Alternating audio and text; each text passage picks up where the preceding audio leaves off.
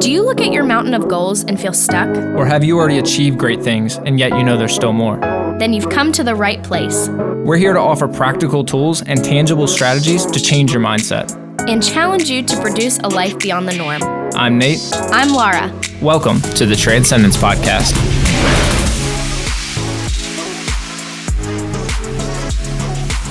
Hey guys, welcome back to the Transcendence Podcast. And for those of you guys who follow us on social media, know we recently released some big news. But for those of you who don't, Laura, share our big news. If you follow us on our social media accounts, you'll know that we announced that we are having a baby, which is very exciting, something that we both have been wanting for a very long time. And it's actually been a journey to get to. So we're very grateful to be in this new season. So we're super excited about it. And we may have another future episode talking about that journey specifically and what we did to get through that journey, because it was a long journey. But for right now, let's jump in to continue our Enneagram series. We're talking about the Enneagram Type 4, the Individualist. So Laura, tell us a little bit about the Enneagram Type 4. Yeah, so a lot of what I'm going to talk about today is coming from the Enneagram Institute. So if you want more in-depth description about this type, you can go over there and find all of that information. But basically, the Individualist is the sensitive type. They're expressive, dramatic. They can be self-absorbed and temperamental. Their basic fear is that they would have no identity or personal significance. So they want that, stand out. They want to stand out. They want to be recognized. And their basic desire is to find their significance and to find themselves. They want to create an identity.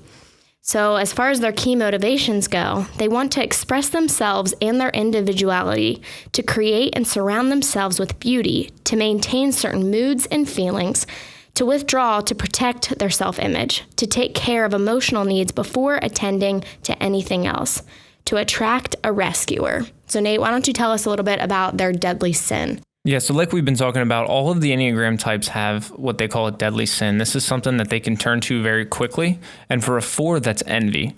So a 4, there's always something missing in their life. There's always something that someone has that's better than them, that they want, or that people are happier than them because they're experiencing this.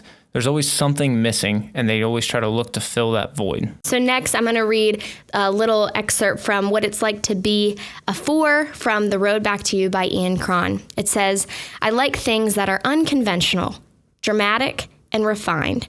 I'm definitely not a fan of the ordinary. Melancholy is comfortable for me, so it's annoying when people try to cheer me up. I'm very sensitive to criticism, and it takes me a while to get over it. Lots of people misunderstand me, and it makes me frustrated. I worry a lot about abandonment."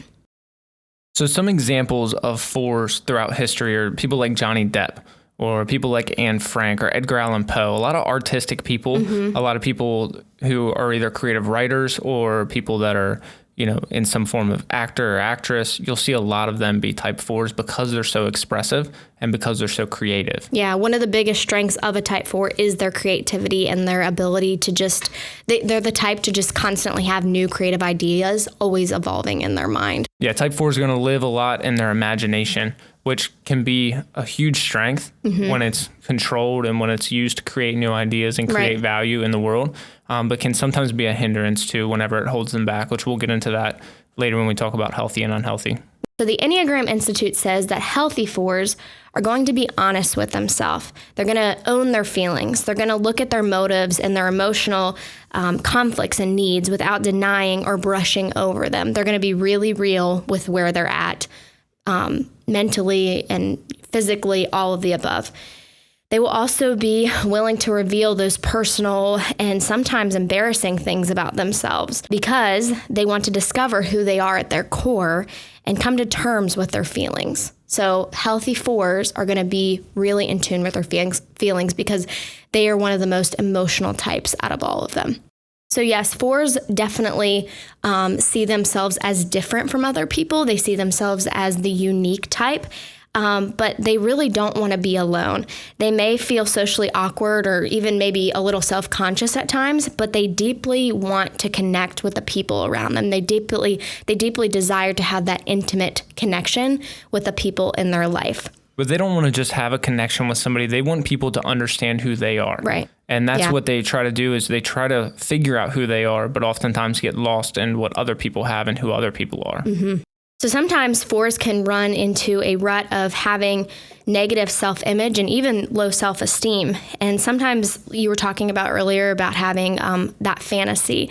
Sometimes to compensate for the low self-esteem, they will, create a fantasy self, is what the Enneagram Institute calls it, which is where they create the self-image that is built up in their imaginations. But the problem with this is that they base their identity largely on their feelings. And your feelings are not always an accurate depiction of the truth of where you're actually at. Another hurdle that 4s can face is learning to let go of things from the past. Sometimes they will dwell and even nurse wounds or try to hold on to negative emotions and negative feelings about people that have hurt them. And so that's one of the things that a 4 really has to focus on and be really intentional about, is moving on from things in the past, forgiving, letting go, forgetting, all of the above. Yeah, 4s will oftentimes get in what we call a mood, where they like to sit in a feeling and they like to make that feeling last. And they like to, like I said, just sit in and hold that feeling rather than just moving past it and getting on to the next thing. And it can almost sometimes paralyze their function. Yeah.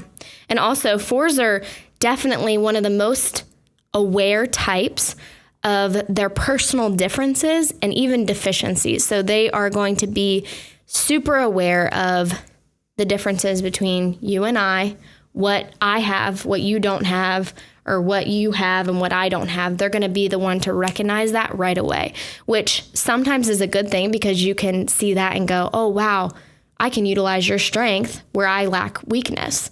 In other instances, they can use it as a negative thing in their mind, and it can actually really hinder them from moving forward and growing and taking their, everything to the next level. So that's something that 4s have to be super, super aware of. And when you actually can channel it, and when a 4 can channel that into a productive thing, like acting, let's take an actor or an actress as an example, someone like Johnny Depp. Johnny Depp can do a really great job of portraying a character and the little details about the character, not just the general character, but the very minute details that when we watch something, we're like, wow, he really gets it. But you don't understand how hard it is for a lot of people to really figure out those little tiny differences, with the way you walk, the way you talk, the way your face looks. And when you can master it, especially as a 4, you will be a notch above everybody else. Yep, that's good. So next we're going to jump into the wings. We're going to start with the Enneagram 4 wing 3, which is called the aristocrat. They can be described as outgoing, funny, stylish, talented, sometimes guarded, dramatic, self-conscious, and even competitive. Whereas the Enneagram 4 wing 5 is called the bohemian. They are described as your introverted, independent, open-minded, intuitive, reserved, and sometimes even overthinkers. So you can see there's a huge difference between the two and where you can fall within the 4 spectrum. Yeah, you can definitely see the people that are 4 wing 3s are the ones that are image conscious, like the 3. They're the ones that want to protect their image and protect their reputation because they pull out some of those 3 traits. Whereas the 5 being someone that rather stay by themselves, and someone, which we'll get in more next week, but someone that likes to pull away from groups. You're going to see those 4 wing 5s. That's where some of your poets and everything come out of, some of your writers, because they'd rather sit at home all day and just write down all their thoughts and their feelings and put them to paper, and that's their way that they could be productive still. So next we'll jump into the subtypes. And if those of you guys who don't know, the subtypes are broken into 3 categories. We have the social, the intimate, and the self-preservation. So the social 4s are going to be the ones that suffer the most. And the reason is because they actually find comfort in their suffering. They'd rather sit in their shame and their sadness, and they'd rather make it last a long time. They actually a lot of times will over dramatize it because that's how they can gather the attention from others. And ultimately, that's what they want. They want others to see who they are. So their way of getting that attention oftentimes is to dramatize things. That way, they don't have to sit there and feel it alone. The intimate type 4s are going to be the ones that are going to be your most assertive. These are going to be your most demanding, the most vocal, the most competitive. So a lot of the 4 wing 3s end up being intimate 4s because of their competitiveness. Right. These are going to be the ones that are going to demand what they want. And when they don't get what they want, they're going to complain about it and make sure everyone knows that they did not get what they want. A lot of these types of 4s, though, often mask their sadness or their shame and try to disconnect from it with anger and frustration. They'd rather express that than live in their shame or live in their sadness. Whereas the social love to live in their sadness, they make it last a long time. These ones are going to push shame. These ones are going to push shame and sadness to the side, and they're actually going to project anger and frustration a lot more often. The self-preservation 4s are actually the least dramatic. They're the least expressive. These are the ones that disconnect from their emotions a lot. They'd rather just tuck them away and hide them away, and they never really vocally share them. So these 4s are a little bit different than the others because that's one of the main things as a 4 is they are really in tune with their emotions and want to vocalize it and they want to share it. But the self-preservation 4s do quite the opposite. They actually oftentimes hide it away. And it's crazy that you can see such a diversity that can, be under a type 4. So you might be a type 4 and someone else might be a type 4 and you're like, how in the world could you be a type 4? But it's because, they could be on the complete opposite spectrum of what, you are. And these are going to be a lot of your 4-wing 5s because they like to disconnect from people. They stay straight-faced in a group of people. It's not that they don't have the emotions that the 4s have and they don't feel them as strongly as the 4s do. It's that they just don't acknowledge it like the other 4s do. Just a quick break. We hope you are enjoying this Enneagram series. In a better effort to serve you guys, our listeners, we would love to know if you have any questions regarding the Enneagram.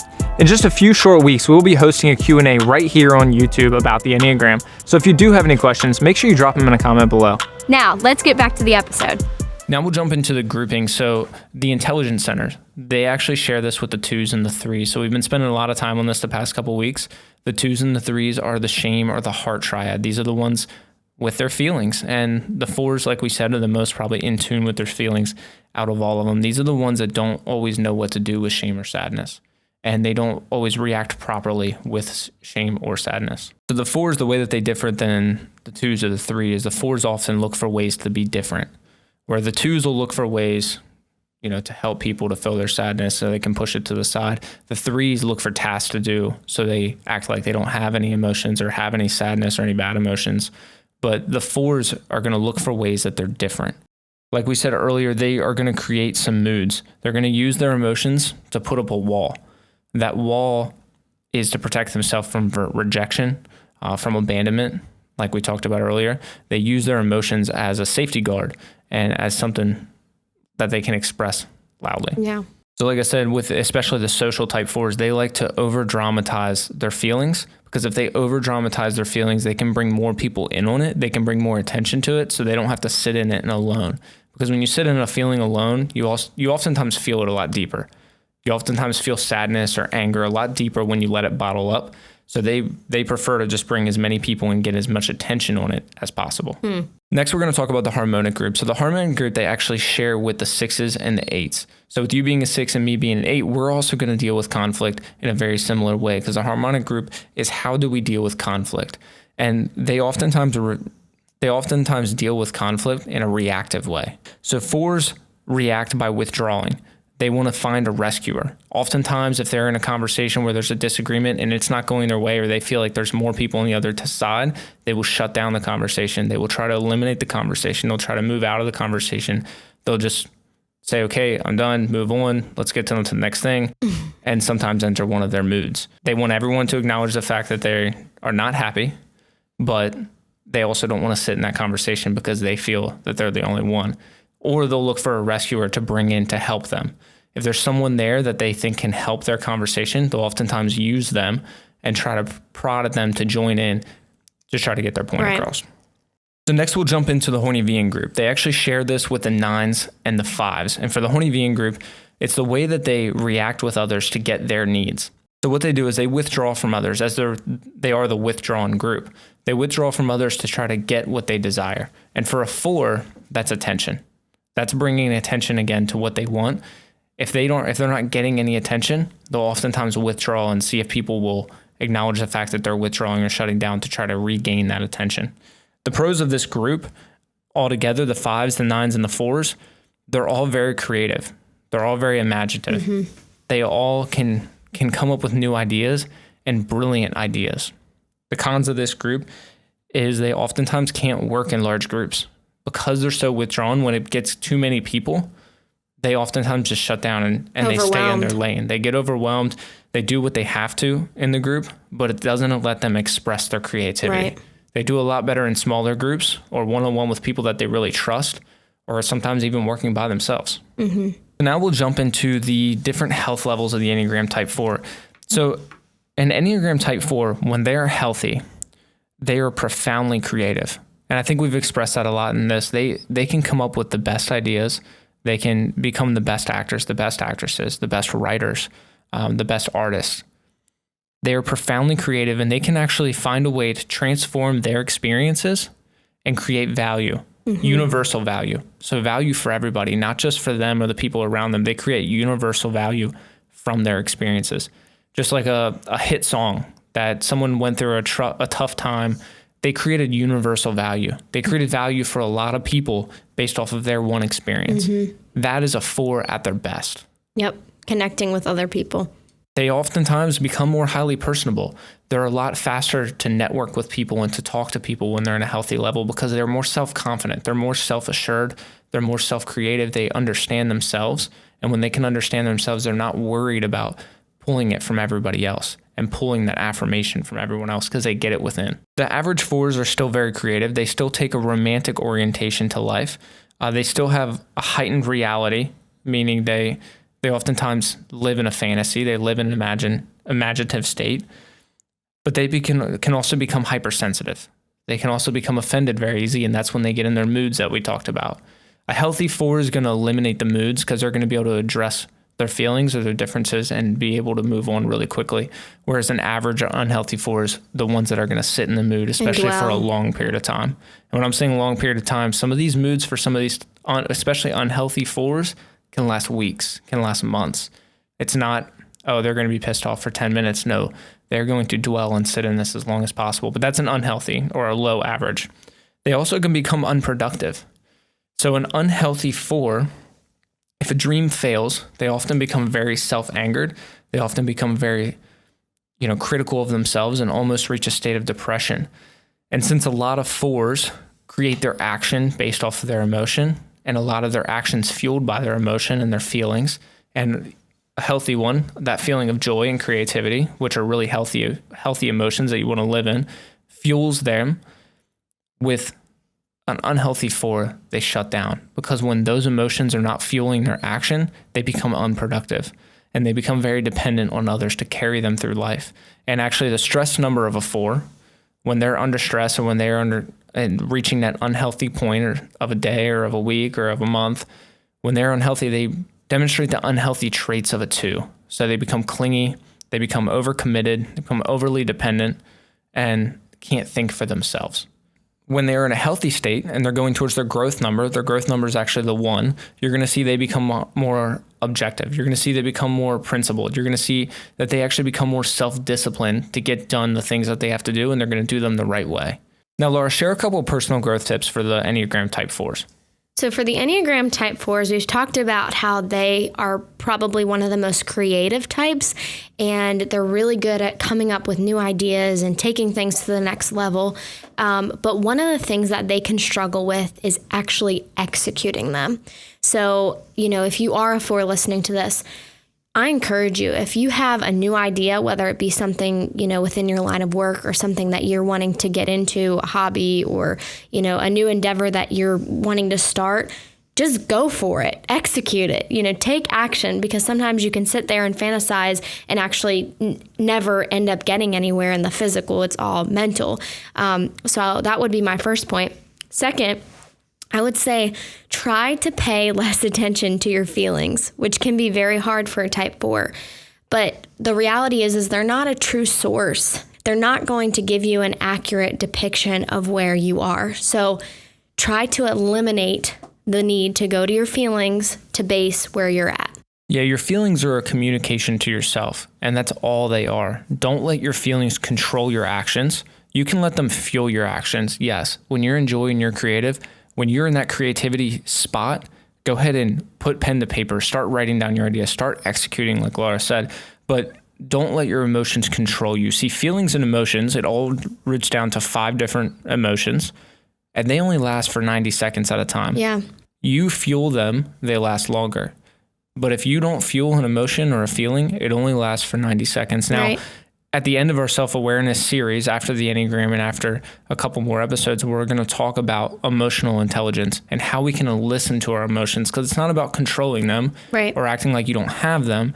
It's about listening to what they're telling you and then acting properly on Right. them. There's a reason for emotion. You just have to utilize it in the correct way. Next, I would say self-esteem and self-confidence will only develop from you having positive experiences. So earlier when we were talking, and I read that excerpt from The Road Back to You, sometimes they can kind of step back when they receive criticism. But the only way to, keep pushing forward is to put yourself in a position to have better experiences. So, if there's an instance where you receive criticism, don't step back. If anything, keep pushing through. Use that as momentum. Use that as fuel, because the only way you're going to keep stepping out is if you just keep stepping out, right? Yeah, and when you're trying to get confidence, because that's one thing a 4 sometimes struggles with is confidence, you oftentimes need to start with clarity. And what's great for a 4 is their dream or their image is almost always there because they spend so much time in imagination. Yeah. So once they can determine their clarity, then it takes commitment, then it takes courage, then it takes consistency. And when you can execute like that, you're going to start to gain confidence naturally. Confidence is a byproduct. Yep. It's not a result. Yep. So don't chase confidence, chase your dream, and your confidence will come. Yeah, that's so good. And, sometimes too with that and, lacking self-confidence, sometimes 4s can feel like they never have it together, basically. But the thing is you just got to start small. It's just taking that one step in the right direction to get you to where you need to go next. So whatever that is for you, just start. That's the only way you're going to eventually get those positive experiences. The other thing is we were talking about in a healthy state, they are like a type 1. So good self-discipline takes many forms. This could mean getting regular sleep. This could mean regularly exercising. All of those things, when you develop a healthy discipline, it's going to make you feel more in control of your life and essentially bring a better self-confidence. A 4 in an unhealthy state can be the ones to focus on, drugs, alcohol, all of those things, fantasizing about who knows what. But it's all about taking what you can control and doing good. Shorten your amount of time that you spend in your imagination because it's not real. It's good to use imagination as a way to envision your life and to vision what you want for your future, but don't live in a state of imagination. When you determine what you want and when you can imagine it and when you can use your creativity to picture that, immediately after that, create an action plan. Yep. Create Execute. a physical action plan to get there. That's what's going to get you further, and that's what's going to get the confidence. That's what's going to get the self-discipline. That's what's going to get the control, and that's going to get you to that image. That's going to get you to that dream. Thank you so much for joining us on this week's episode. We hope that you've learned something new, that you feel challenged, and are inspired to live a life beyond the norm.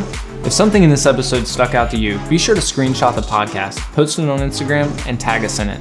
Let us know what captivated you. And speaking of Instagram, we would love to connect with you and let you be the first to know about our new episodes and exciting updates. If you found value in this podcast, be sure to leave us a rating or review.